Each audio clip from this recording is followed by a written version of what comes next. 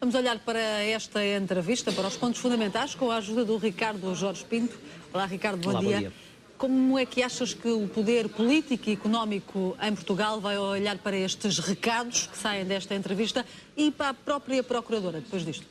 Com preocupação e, sobretudo, deve olhar com seriedade. Há aqui um recado, que é um recado geral, transversal a toda a classe política e não só, de que o Poder Judicial, neste momento, está com uma postura bastante mais agressiva e, sobretudo, deixou aqui o recado de que não há nenhuma preocupação com timings políticos, com aquilo que será a coincidência, por exemplo, de uma acusação a José Sócrates e o facto de haver eleições legislativas daqui a alguns meses, de que, independentemente de quem está no poder, os processos têm que ser averiguados, como é o caso dos submarinos, deixando até um sinal de alguma perplexidade relativamente àquilo que foram falhas no interior desse processo e, finalmente, também para a própria classe judicial, dizendo que tem que haver mais cuidado, em primeiro lugar, com aquilo que é o contacto com os processos e, em segundo lugar, com aquilo que é, muitas vezes, o abuso por parte de alguns advogados na tramitação de utilização de determinados mecanismos para fazer os processos arrastar-se ao longo do tempo.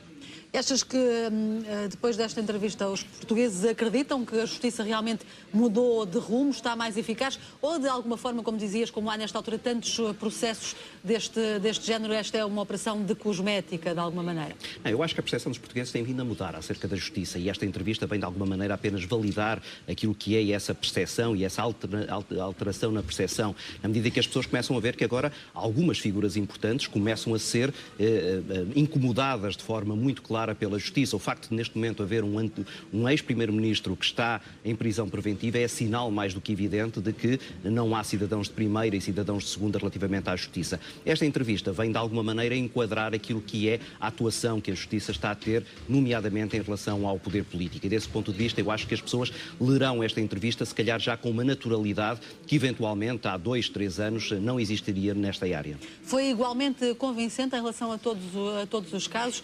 Falaste aí do caso de alegada violação do segredo de justiça, na situação de José Sócrates. Há também o caso do Banco Espírito Santo. Foi convincente em relação a todos os casos de igual maneira, a Procuradora? Não, aí é onde acho que existem debilidades. Quando ela, relativamente às fugas de segredo de justiça, diz que vai ser tentado e que alguns magistrados tenham um contacto um pouco mais direto com os processos, ficamos todos um bocado desconfiados sobre a eficácia dessa medida, se essa medida for única ou se essa medida for a principal. Isto é, percebe-se que o próprio sistema judicial se mostra impotente para travar essa mesma fuga de informação e, de resto, também reconheceu aqui que não sabe sequer de onde é que essas fugas de informação vêm. Se colarmos esta entrevista à de Maria José Morgado há algumas semanas, percebemos que quer de quem já esteve no lugar, quer de quem está neste momento no lugar, há também alguma dificuldade em conseguir lidar com estas matérias e, muito provavelmente, em conseguir evitar que elas se repitam no futuro.